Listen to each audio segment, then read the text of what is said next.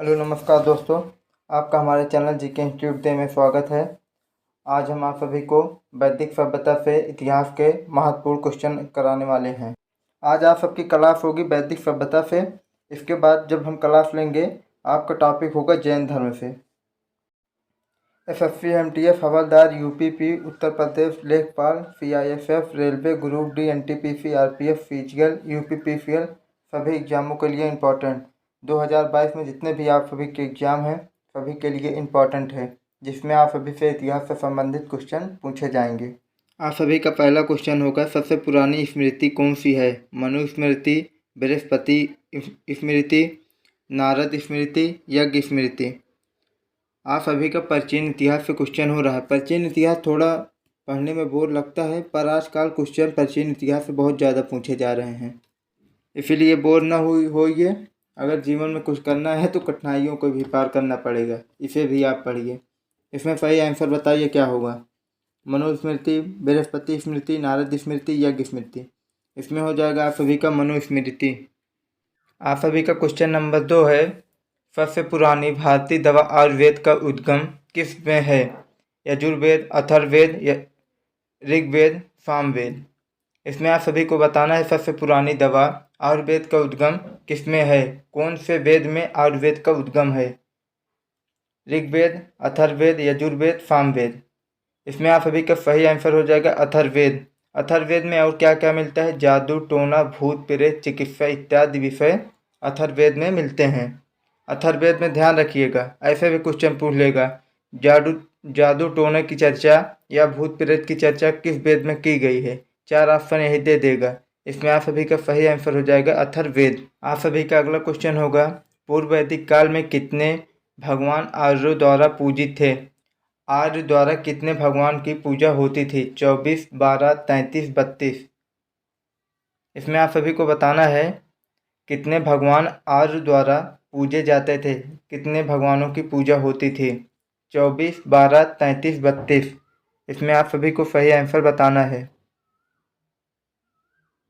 इसमें आप सभी का सही आंसर हो जाएगा 33। 33 भगवानों की पूजा होती थी।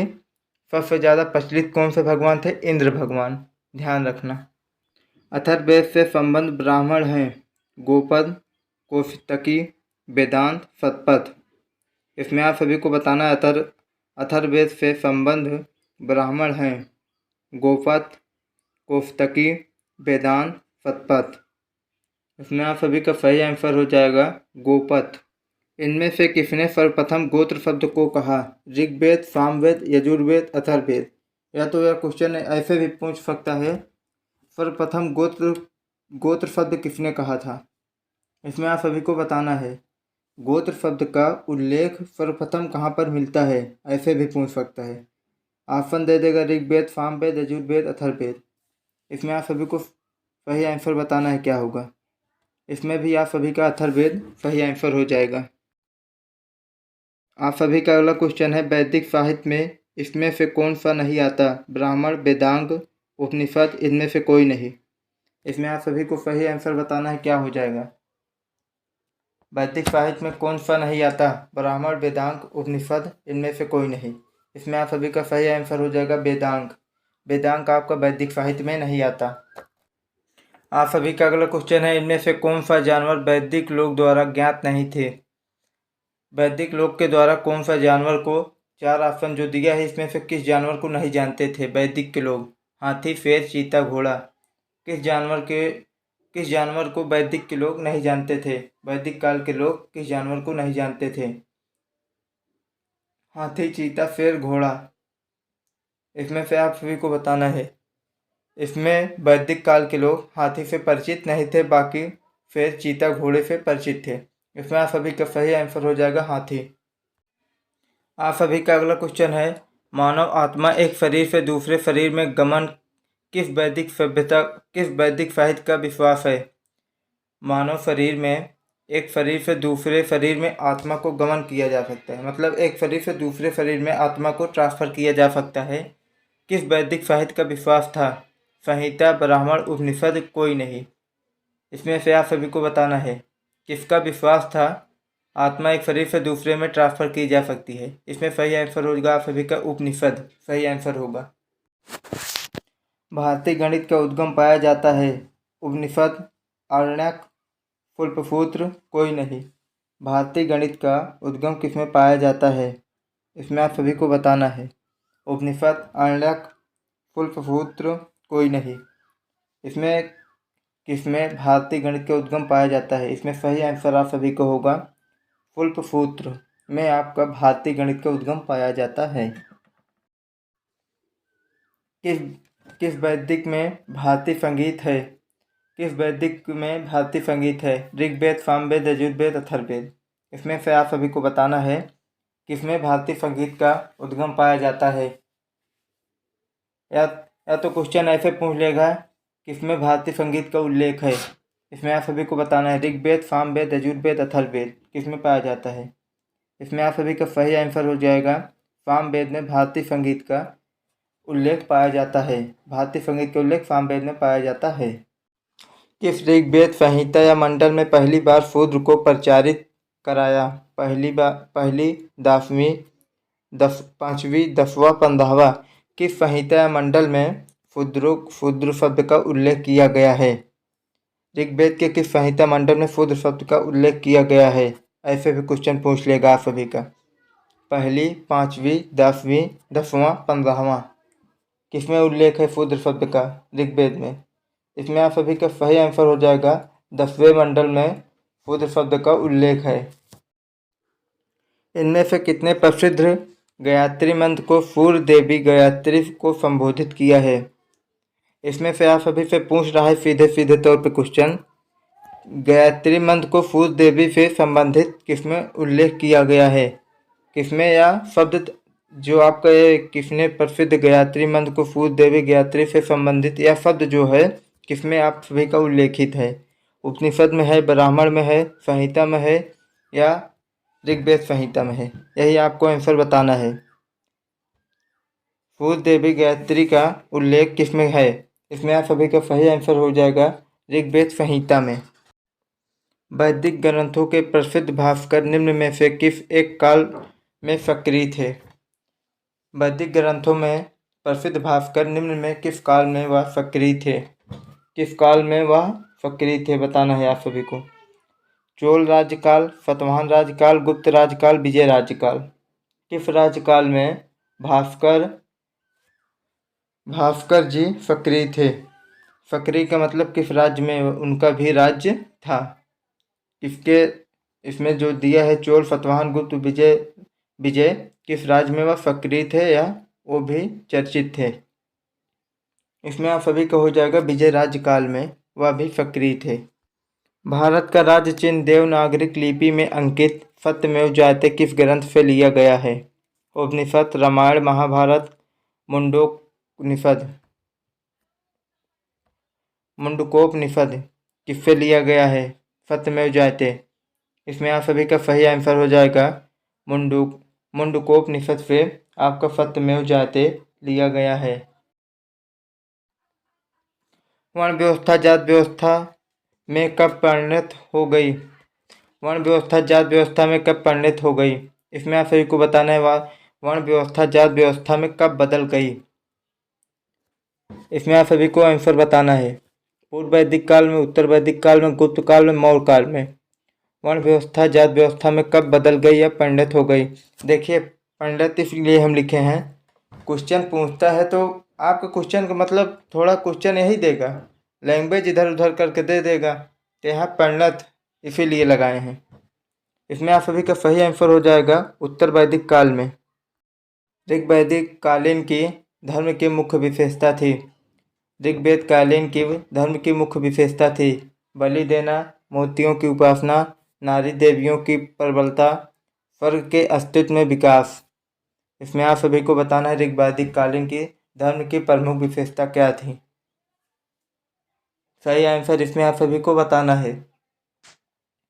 इसमें आप सभी का सही आंसर हो जाएगा बलि देना। यहाँ लोग प्राकृत की पूजा करते थे, उस समय के लोग मूर्ति की पूजा नहीं करते थे, ये भी ध्यान रखना। उस कालीन मंदिर का कोई साक्ष्य नहीं था, उस समय मंदिर के का भी कोई साक्ष्य नहीं था। इसमें आप सभी का सही आंसर हो जाएगा बलि देना। उपनिषद जिन्हें वेदांत के नाम से जाना जाता है, संख्या कितनी है? 96, 108, 105, 112। इसमें आप सभी को बताना है वेदांत की संख्या या उपनिषद की संख्या कितनी है। सही आंसर इसमें आप सभी को बताना है उपनिषद की संख्या कितनी है। इसमें आप सभी का सही आंसर हो जाएगा उपनिषद की संख्या 108 है। इसमें दार्शनिक बातें कही गई हैं। अब थोड़ा जल्दी जल्दी क्वेश्चन कराएंगे। वेदांत में सम्मिलित हैं शिक्षा, निरुक्त, कल्प, छंद। इसमें आप सभी को बताना है वेदांत में क्या क्या सम्मिलित हैं। वेदांत में शिक्षा, निरुक्त, कल्प, छंद क्या क्या सम्मिलित हैं वेदांत में। इसमें से आप सभी का ऑप्शन हो जाएगा चारों। शिक्षा, निरुक्त, कल्प, छंद चारों इसमें वेदांत में सम्मिलित हैं। देवासुर संग्राम की कहानी का वर्णन है। ऐतरेय ब्राह्मण में, शतपथ ब्राह्मण में, मुंडक उपनिषद में। आप सभी को बताना है देवासुर संग्राम का कहानी का वर्णन कहाँ पर है। इसमें से आप सभी को सही आंसर बताना है। इसमें आप सभी का सही आंसर हो जाएगा ऐतरेय ब्राह्मण में देवासुर संग्राम कहानी का वर्णन है। ऋग्वेद में सूक्त की संख्या है। ऋग्वेद में सूक्त की संख्या है 1011, 1015, 1013, 1028। इसमें आप सभी को बताना है ऋग्वेद में सूक्त की संख्या कितनी है। इसमें आप सभी का सही आंसर हो जाएगा 1028। ऋग्वेद में 1028 सूक्त हैं। गाय को किस काल में महत्वपूर्ण स्वरूप का धन थी? गाय को किस काल में महत्वपूर्ण स्वरूप का धन थी? ऋग्वैदिक काल, उत्तर वैदिक काल, महाकाव्य काल, वैदिक काल का उत्तर काल। इसमें आप सभी को बताना है गाय कब महत्वपूर्ण स्वरूप थी, किस काल में गाय का ज़्यादा महत्व था। इसमें आप सभी को बताना है। और इसमें सही आंसर आप सभी का हो जाएगा ऋग्वैदिक काल। इसमें मुख्य व्यवसाय पशुपालन ही था। ध्यान ये भी रखना है आप सभी को, पशुपालन और कृषि। वैदिक किस देवता की पूजा नहीं करते थे? वैदिक और नहीं आर्य होगा। वैदिक आर्य किस देवता की पूजा नहीं करते थे? इंद्र, वरुण, मरुत, बृहस्पति। इसमें आप सभी को सही आंसर बताना है कि किसकी पूजा नहीं करते थे। इसमें आप सभी का सही आंसर हो जाएगा इंद्र, वरुण, मरुत की पूजा वैदिक में होती थी, पर बृहस्पति जी की पूजा वैदिक काल में नहीं होती थी। इनकी पूजा सिंधु सभ्यता काल में होती थी, बृहस्पति जी की। सांख्य दर्शन का प्रतिपादित किया गया है। सांख्य दर्शन किसके द्वारा प्रतिपादित किया गया है? इसमें आप सभी को सही आंसर बताना है। गौतम के द्वारा, कपिल के द्वारा, जेमिनी के द्वारा, पतंजलि जी के द्वारा। सांख्य दर्शन को किसके द्वारा प्रतिपादित किया गया है? इसमें आप सभी को सही आंसर बताना है किसने सांख्य दर्शन को प्रतिपादित किया गया है। इसमें आप सभी का सही आंसर हो जाएगा कपिल जी के द्वारा किया गया है सांख्य दर्शन को प्रतिपादित। यज्ञसूत्र निम्न में से किस वेद में है? देश नहीं, वेद में है। सामवेद, यजुर्वेद, ऋग्वेद, अथर्ववेद। किस वेद में? इसमें से आप सभी का सही आंसर हो जाएगा यज्ञसूत्र किस में है। आप सभी को सही आंसर बताना है। यज्ञसूत्र आप सभी का यजुर्वेद में है। ध्यान रखना, यजुर्वेद से संबंधित है यज्ञसूत्र। इसमें आप सभी के वेद के कर्मकांड से संबंधित है। वेद के जितने कर्मकांड हैं इसी यजुर्वेद में हैं। आप सभी का अगला क्वेश्चन हो जाएगा आरंभिक वैदिक काल में समिति थी। गुरुजनों की परिषद, राजा की परिषद, लोकप्रिय सभा, जनजाति सभा। इसमें आप सभी को बताना है आरंभिक वैदिक काल में कौन सी समिति थी जहाँ पर आप सभी के पंचायत कहीं किसी का न्याय होता है, वही समिति कहाँ पर थी? गुरुजनों की परिषद, राजा का परिषद, लोकप्रिय सभा, जनजाति सभा। इसमें आप सभी का हो जाएगा लोकप्रिय सभा। भारतीय संगीत का मूल निम्न में से किस वैदिक साहित्य में पाया जाता है? ऋग्वेद, सामवेद, यजुर्वेद, अथर्ववेद।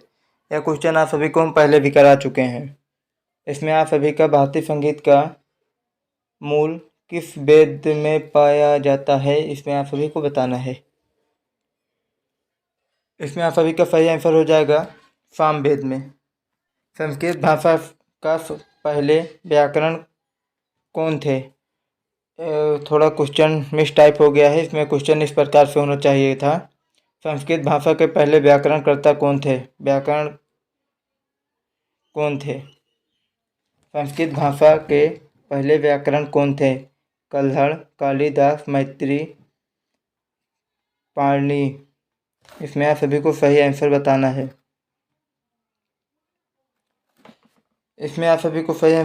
सही आंसर हो जाएगा पाणिनि। इनकी सबसे प्रथम पुस्तक अष्टाध्यायी पुस्तक थी व्याकरण के लिए। अष्टाध्यायी पुस्तक इन्हीं की थी, पाणिनि जी की। आप सभी का अगला क्वेश्चन है, महाभाष्य लिखा था गर्गी ने, पतंजलि ने, मनु ने, इनमें से कोई नहीं। महाभाष्य पुस्तक किसने लिखा था? गर्गी ने, पतंजलि ने, मनु ने, इनमें से कोई नहीं। महाभाष्य पुस्तक को पतंजलि द्वारा लिखा गया था।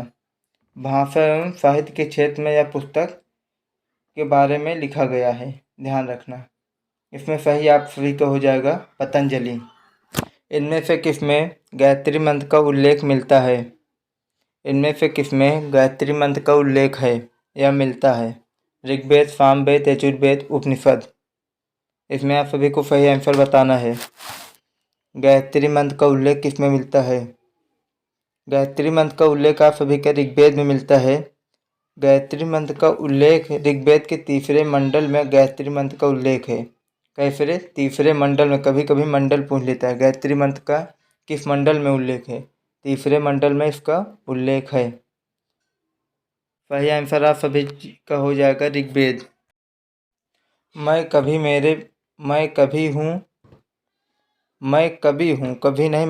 हूँ, मेरे पिता विसर्ग हैं और मेरी माता अन्न पीसती हैं। यह कथन कहा है?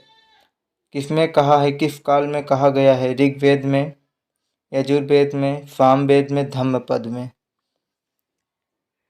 किसमें यह कथन कहा गया है? आप सभी को बताना है किसमें यह कथन कहा गया है। मैं कवि हूँ, मेरे पिता विसर्ग हैं, मेरी माता अन्न पीसती हैं, यह कथन कहा गया है। इसमें आप सभी का हो जाएगा ऋग्वेद में। दशराग युद्ध का विजेता सुदास किस जन से संबंध था? दशराग युद्ध का विजेता सुदास किस जन से संबंध था? भरत, अनु, विवि, इनमें से कोई नहीं। इसमें आप सभी को बताना है सुदास का संबंध किससे था।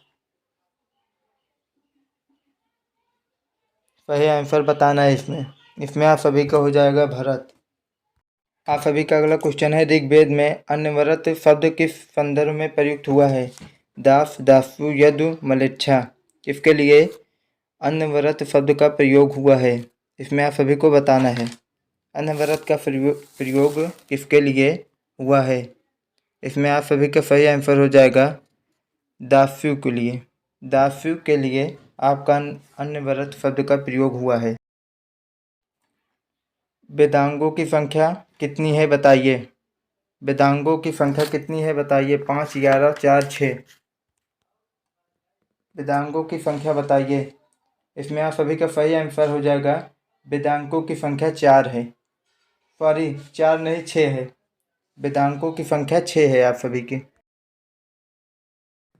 उपनिषद शब्द का शाब्दिक अर्थ है ज्ञान, प्रज्ञा, सरोवर, पाठ, पास बैठना।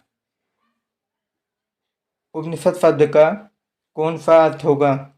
ज्ञान, प्रज्ञा, सरोवर, पाठ, पास बैठना।